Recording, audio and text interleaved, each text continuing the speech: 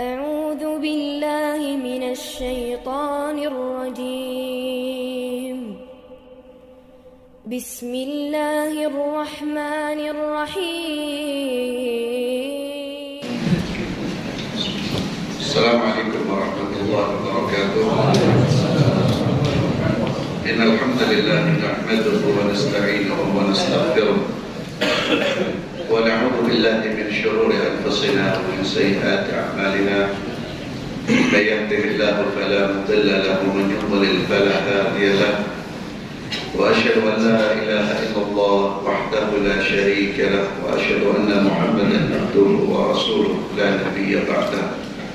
وبعد، ikhwani wa akhwati fillah, azzalallahu iyyakum, melanjutkan tentang iman kepada hari akhir dan masih berbicara tentang sifat syurga dan penjelasan tentang penghuni syurga dari Abu Sa'id Al-Khudri radhiyallahu anhu an Nabi sallallahu alaihi wasallam qala, dari Nabi Muhammad sallallahu alaihi wasallam beliau bersabda, inna ahlal jannah yatara'awna ahlal ghurafi min fawqihim kama tatara'awna al-kawkab ad-durri al-ghabir fil ufuq min al-mashriq aw al-maghrib litafadul ma bainahum.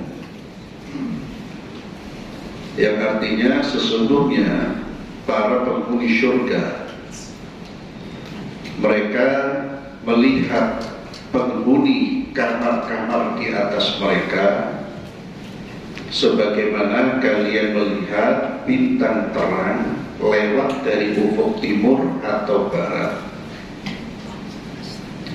Litafaduli bainahum, disebabkan perbedaan keutamaan di antara mereka. Artinya ada penghuni syurga yang memang mereka ditempatkan di atas, yang bisa dilihat oleh orang-orang yang ada di bawahnya. Ini menunjukkan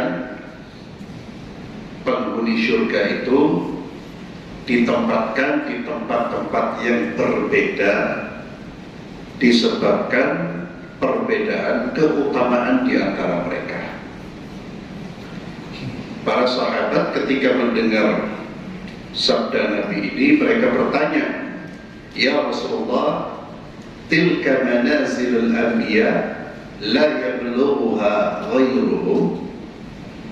Ya Rasulullah, yang ditempatkan di atas itu, apakah itu tempat-tempatnya para nabi yang tidak bisa digapai oleh selain mereka? Dijawab, bala, walladhi nafsi biyadi rijalun amanu billah wa saddaqul mursali. Tidak, mereka itu orang-orang yang ditempatkan di situ, ya. Dan demi jiwaku yang berada di tangannya, mereka adalah rijalun amanu billah wa saddaqul mursali. Mereka adalah orang-orang yang beriman kepada Allah dan membenarkan para rasul. Hadis riwayat Bukhari dan Muslim. Jadi ada orang-orang yang ditempatkan lebih tinggi dari yang lain. Itu berdasarkan keimanan mereka kepada Allah dan keyakinan mereka kepada apa yang dibawa oleh ajaran, apa yang dibawa oleh para rasul. Dan tentu ketika disebut iman kepada Allah, maka iman itu bukan hanya sekedar ucapan. Ahlus sunnah mengatakan al-iman qaulun wa amal. Ahlus sunnah mengatakan bahwa iman itu ucapan dan perbuatan, termasuk qaulun bil qalb, ucapan hati, yakni keyakinan. Atau dengan kata yang lain, al-iman i'tiqadun wa qaulun wa amal. Keyakinan, ucapan dan amal perbuatan. Maka iman kepada Allah itu dibuktikan dengan meyakini semua yang Allah turunkan dengan keyakinan yang benar, dan juga mengimani dengan cara mentauhidkan Allah Azza wa Jalla, menjalankan perintah-perintah Allah dan tidak menyekutukan Allah dengan siapapun dan apapun, dan mengimani nama-nama dan sifat-sifat Allah sesuai dengan apa yang diimani oleh salafus saleh. Itu iman kepada Allah Subhanahu wa ta'ala. Iman kepada Allah bukan hanya sekedar pengakuan, bahkan bukan hanya sekedar keyakinan. Yakin tapi keyakinannya ditolak oleh ucapan dan perbuatannya, dia tidak disebut beriman. Iblis itu kurang yakin apa kepada Allah? Yakin akan adanya Allah, yakin bahwa Allah itu maha segala-galanya, ala kulli syai'in qadir, yakin Allah itu yang menghidupkan dan mematikan, yakin bahwa Allah itu akan membalas orang yang baik dengan kebaikan, yang buruk dengan keburukan. Iblis yakin apa enggak itu? Yakin. Tapi iblis apa disebut beriman? Tidak, karena dia menolak satu perintah Allah. Jadi iman itu bukan hanya sekedar kita, saya, antum yakin Allah itu ada, Allah itu Maha Esa, ya, keyakinan saja. Tapi perbuatannya perbuatan yang menentang, maka tidak bisa jadi imannya itu tidak terima oleh Allah Subhanahu wa ta'ala. Amanu billah wa saddaqul mursalin, dan mereka membenarkan para rasul, tidak mendustakan satupun berita yang dibawa oleh para rasul. Kalau kita tidak satupun mendustakan berita yang dibawa oleh baginda Muhammad SAW. Kita imani sebagaimana yang beliau sampaikan, kita imani sebagaimana yang beliau sabdakan, dan jika apa yang beliau sabdakan berupa keyakinan, kita yakini. Jika beliau sabdakan berupa perintah, kita ikuti. Jika apa yang beliau sampaikan berupa larangan, kita tinggalkan larangan beliau. Itu makna dari iman kepada para rasul, termasuk iman kepada Rasulullah SAW. Membenarkan rasul bukan hanya sekedar membenarkan dengan lisan. Itu yang dilakukan oleh orang-orang munafik. Mereka bersumpah. Allah menceritakan bagaimana mereka bersumpah bahwa mereka beriman kepada Allah dan Rasulnya. Tapi Allah dustakan sumpahnya mereka karena keyakinan mereka hanya sekedar ucapan. Apa yang mereka utarakan terkait dengan keimanan kepada Rasul hanya sekedar ucapan, bukan sesuatu yang bersumber dari hati. Dan tentunya sikap-sikap mereka justru bertolak belakang dengan sikap orang yang seharusnya, dengan sikap orang yang beriman kepada para rasul. Sikap-sikap mereka justru menunjukkan penentangan dan permusuhan terhadap ajaran-ajaran yang dibawa oleh para rasul. Itulah orang munafik. Lisannya mengaku pengikut Muhammad SAW, tapi perbuatannya, pemikirannya, kebijakannya selalu menentang apa yang dibawa oleh Nabi kita Muhammad SAW. Mereka tidak disebut sebagai pengikut Rasul atau orang-orang membenarkan para Rasul. Jadi semakin kuat keimanan seseorang kepada Allah dan Rasulnya, semakin tinggi derajatnya di sisi Allah dan semakin tinggi tempatnya di surga Allah Subhanahu wa ta'ala. Kemudian dari Abdullah bin Amr anna Rasulullah sallallahu alaihi wasallam qala, dari Abdullah bin Amr bahwa Rasulullah sallallahu alaihi wasallam bersabda, inna fil jannah ghurfah yura zahiruha min batiniha wa batinuha min zahiriha. Sesungguhnya di surga itu ada ghurfah,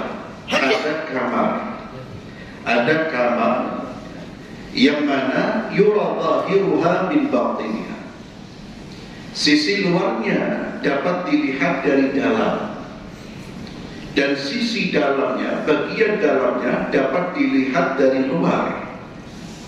Lalu Abu Musa al-Asy'ari bertanya, liman hiya ya Rasulullah?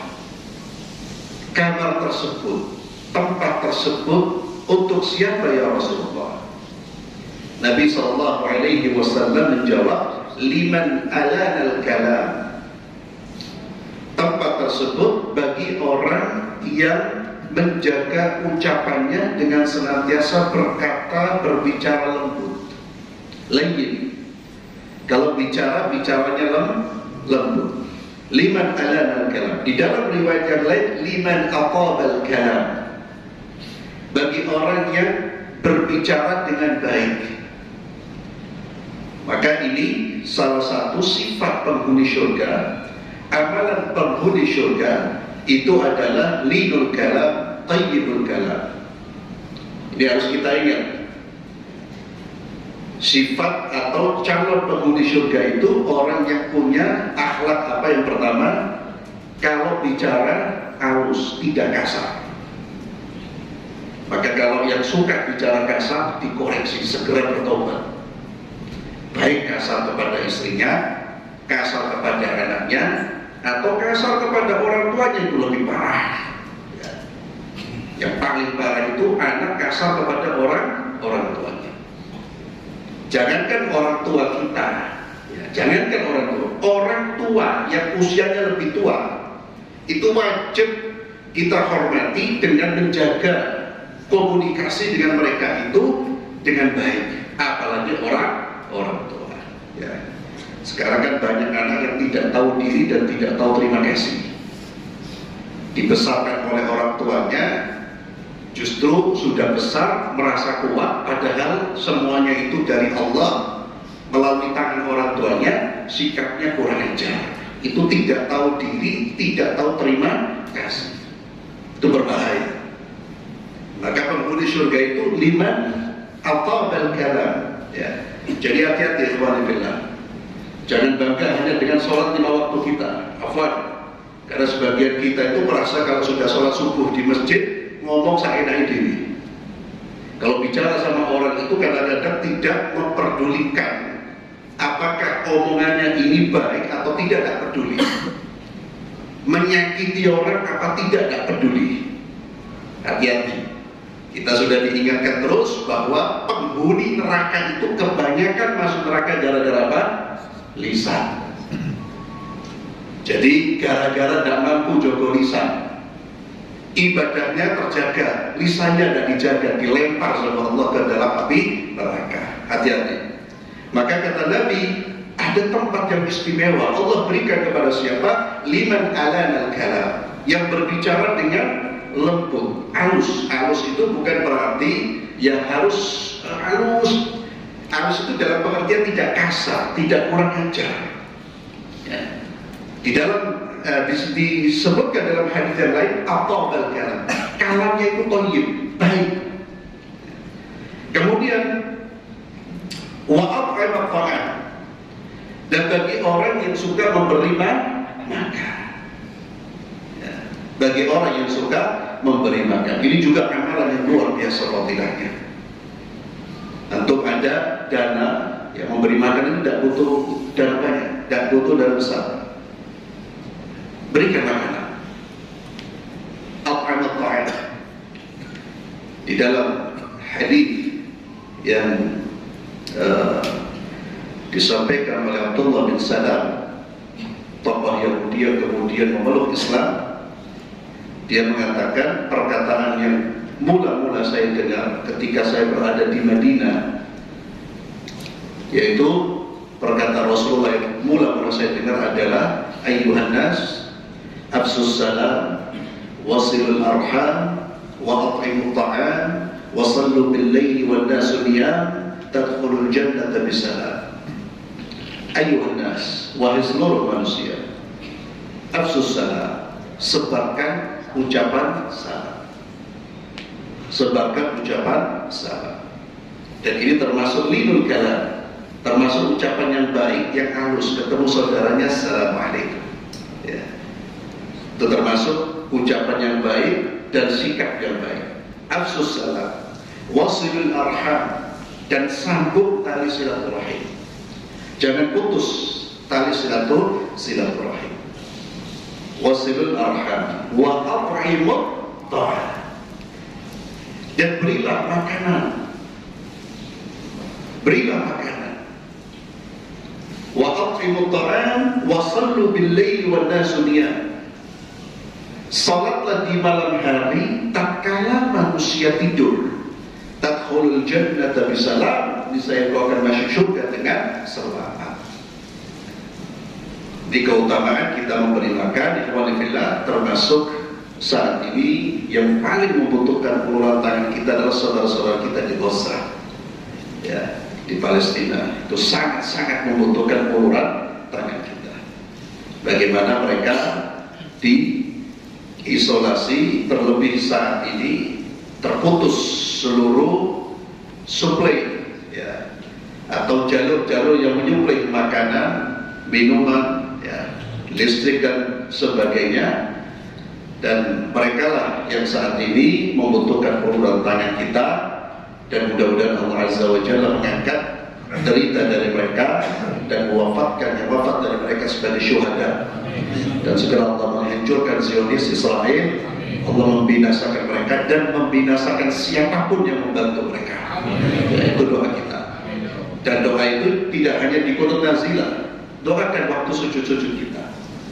Ya, kalau kita hanya amin di waktu qunut nazilah, kemudian ketika sujud kita lupa, jangan-jangan kita aminnya hanya ikut-ikutan saja. Orang itu kalau betul-betul merasakan penderitaan, dia tidak menunggu ada qunut atau tidak qunut, terus dia berdoa. Dan dia berupaya untuk melakukan apa yang bisa dilakukan. Ya, apa yang bisa dilakukan. Itu yang membutuhkan uluran tangan kita. Maka salurkan donasi-donasi kita untuk mereka, untuk memberi makan mereka. Kemudian tadi pertama apa? Liman aladul kalam atau atabal kalam, yang bicara dengan baik, sopan, wa at'amat ta'am, dan memberi makan, ya.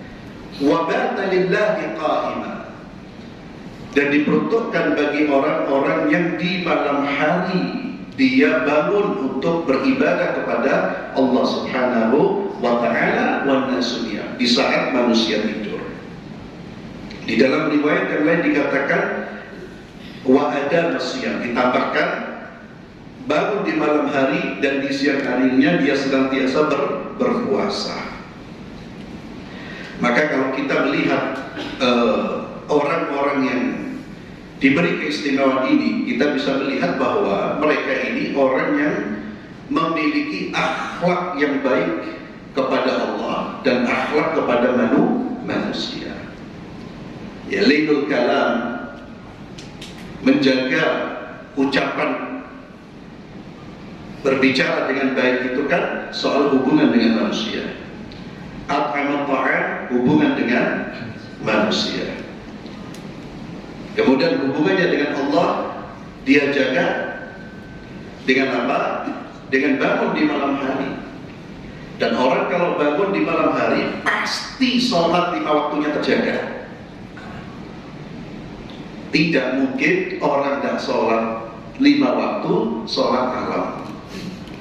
Ada mustahil. Ya. Karena yang sholat 5 waktu saja belum tentu sholat malam. Jadi kalau disebut orang yang sholat malam itu masuk surga, itu dikarenakan ibadah wajibnya pasti sudah selesai. Ya. Mustahil orang subuh malas bangun, atau salah satu sholat di 5 waktu dia malas bangun, tapi sholat malamnya luar biasa. Itu mustahil. Jadi jangan tanya ke Ustadz, ya ini mohon maaf pertanyaan, kalau menurut saya pertanyaan budu-buduan atau budu temenan. Saya pernah itu. Jadi hati-hati. Loh Ustadz, berarti kalau kita sholat malam kok mau surga, tak sholat 5 waktu, itu kok budu-buduan ya? Ya. Saya mau tanya, ini sholat malam atau tidak? Jadi kan hadis ini mengatakan sholat malam. Ini otomatis. Demikian pula ketika dibicarakan orang yang puasa sunnah, mendapatkan fadilah kada wa kada, terbebaskan dari api neraka. Itu orang yang biasa puasa sunnah, otomatis puasa wajibnya biasanya sudah selesai.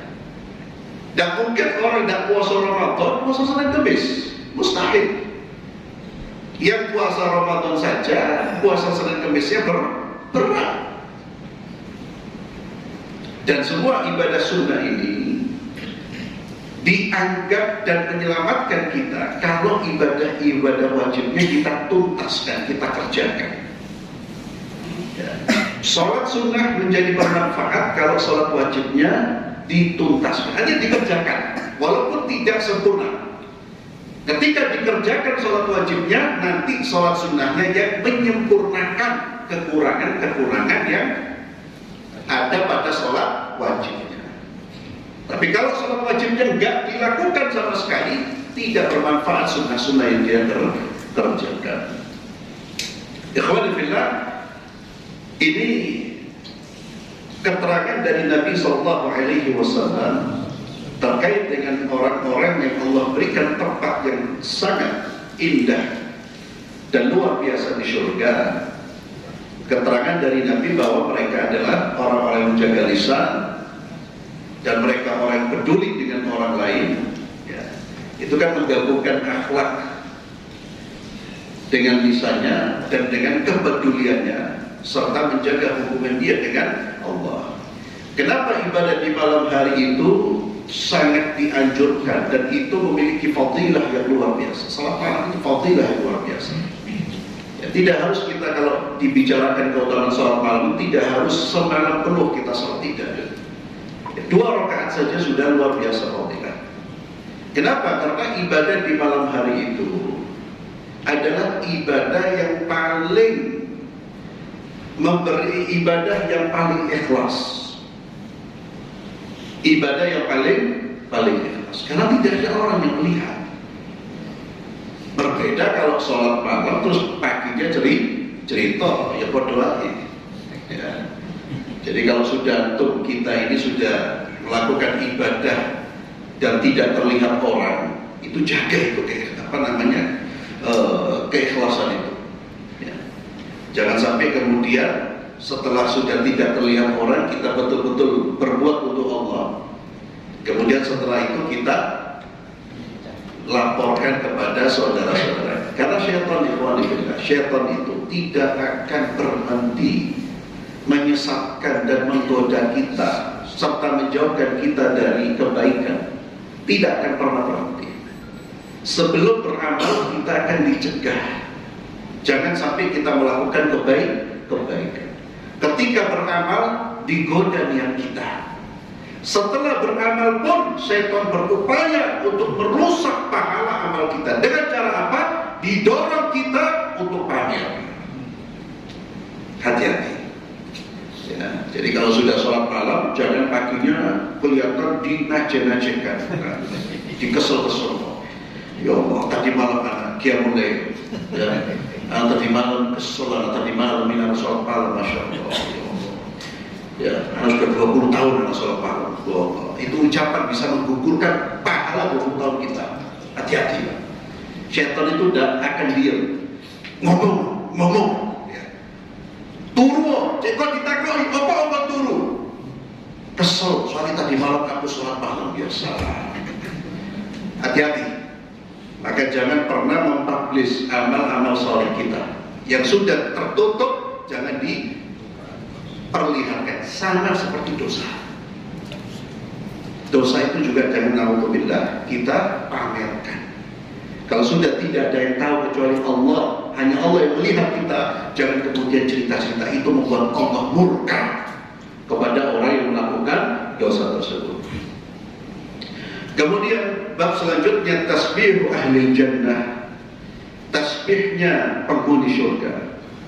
Dari Jabir bin Abdullah radhiyallahu anhu beliau berkata, bersabda Rasulullah sallallahu alaihi wasallam, yaqulu ahlul jannah fiha wa yashrabun wa la yataghawwatun wa la yamtakhitun wa la yaqulun.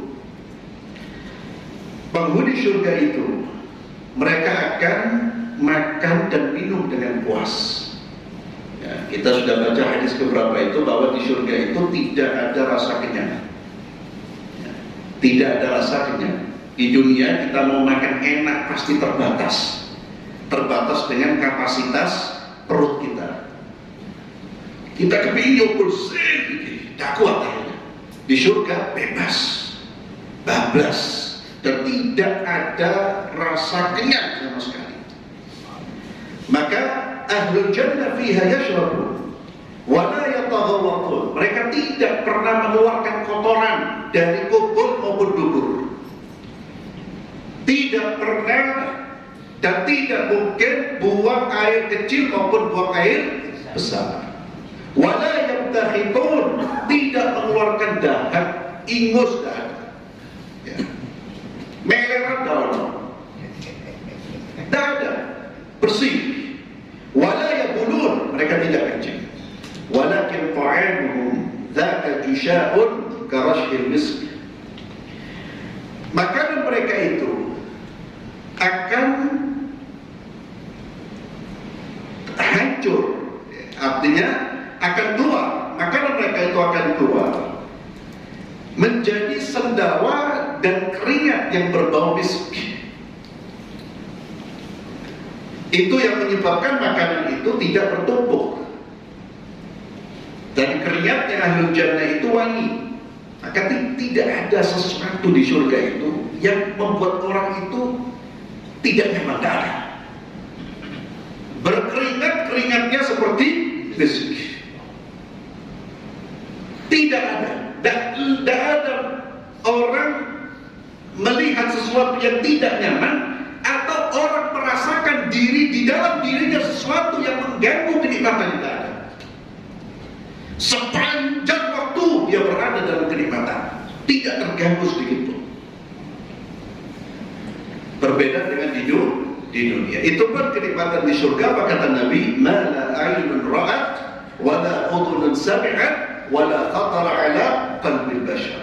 Kenikmatan yang tidak pernah dilihat oleh mata, tidak pernah terdengar oleh telinga, dan tidak pernah terlintas dalam fikiran. Yulhamuna tasbih wal hamd kama yulhamuna nafas. Mereka itu diilhami untuk senantiasa bertasbih dan bertahmid sebagaimana diilhami manusia untuk bernafas. Maka ucapan-ucapan yang diucapkan itu yang selalu diucapkan adalah tasbih dan tahmid. Dan ini juga menjadi pelajaran. Kalau kita ingin nanti digolongkan menjadi ahli syurga, maka biasakan untuk berperilaku seperti perilakunya ahli syurga. Ahli syurga itu apa? Kebiasaan mereka adalah bertahmid dan bertasbih. Lisan itu biasakan tahmid dan tasbih. Ya, jangan biasakan nyanyi. Jangan biasakan nyanyi. Ya.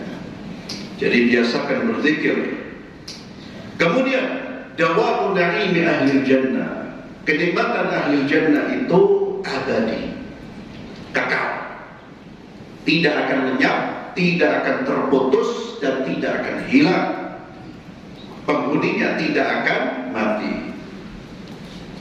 Sebagaimana Allah Azza wa Jalla firmankan di dalam surat An-Nisa ayat 122. A'udzubillahi minasyaitonir rajim. Walladzina amanu wa 'amilus salihati sanudkhiluhum jannatin tajri min tahtiha al-anharu khalidina fiha abada. Wa'dallahi haqqan wa man asdaqa minallahi qila. An-Nisa ayat 122. Dan orang-orang yang beriman dan beramal saleh, kami akan masukkan mereka ke dalam syurga yang mengalir di bawahnya sungai-sungai, khalidina fiha abada. Mereka kekal di dalamnya. Dan apa yang Allah janjikan itu hak.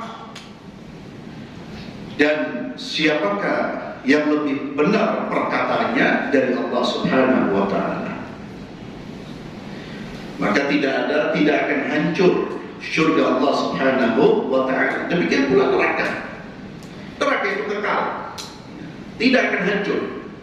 Orang-orang kafir akan dikekalkan di dalam api neraka.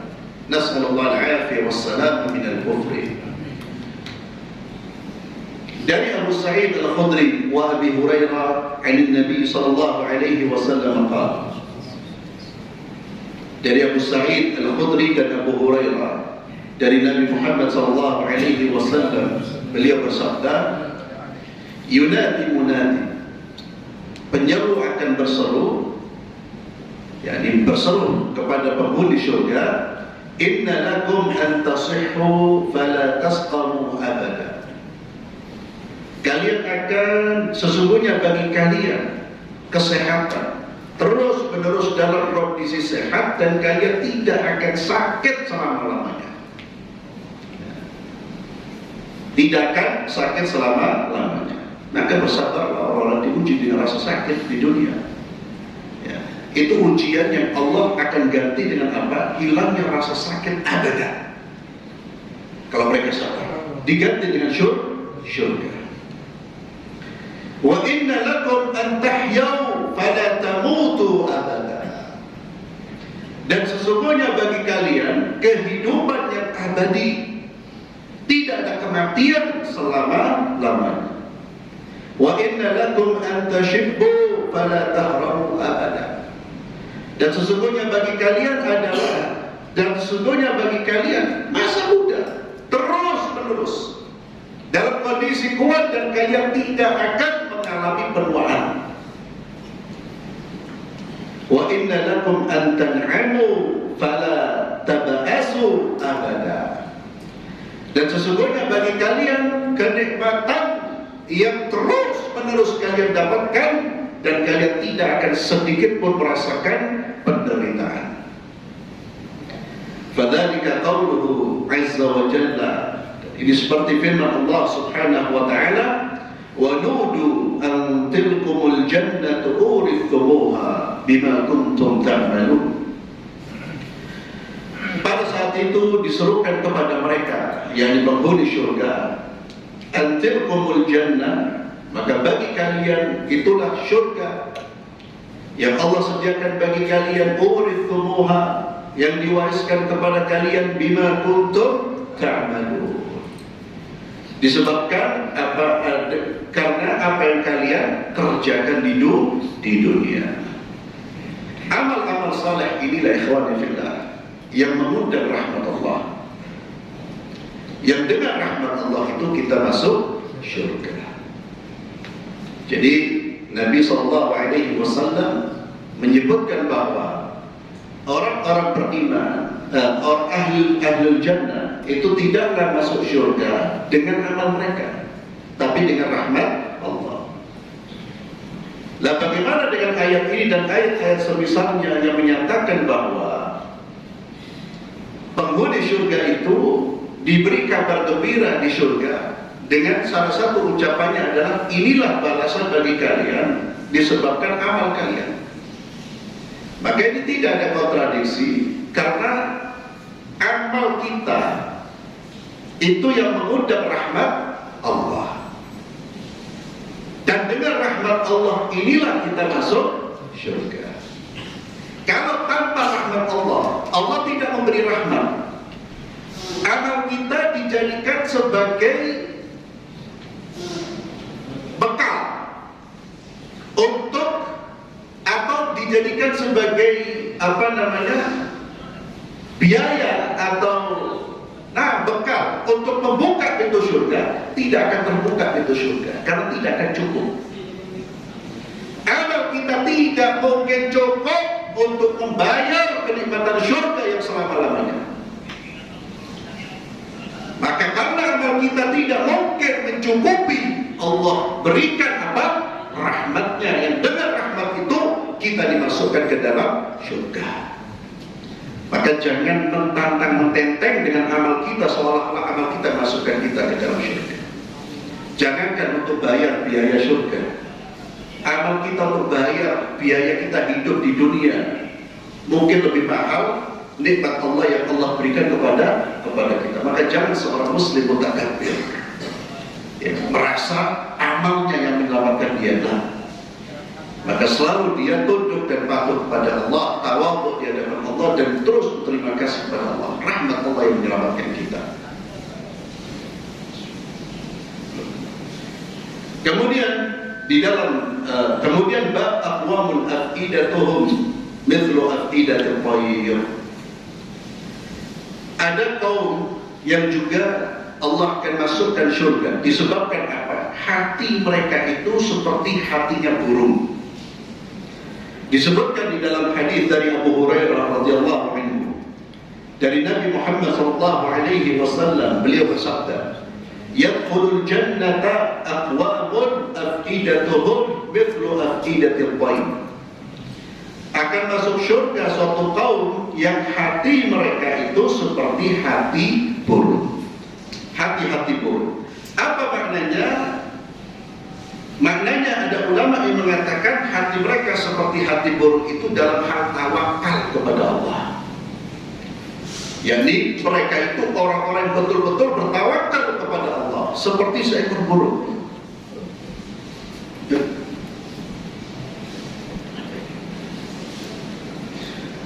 Seperti seekor burung. Atau bisa lihat, saya tuntaskan sebentar. Atau bisa lihat burung itu. Kata Nabi SAW, di pagi hari keluar dalam keadaan kosong. Burung itu tidak punya akal seperti kita, tapi dia bergantung kepada Allah. Dia yakin Allah akan memberikan rezeki. Dia keluar, terbang jauh, kembali membawa makanan. Ya.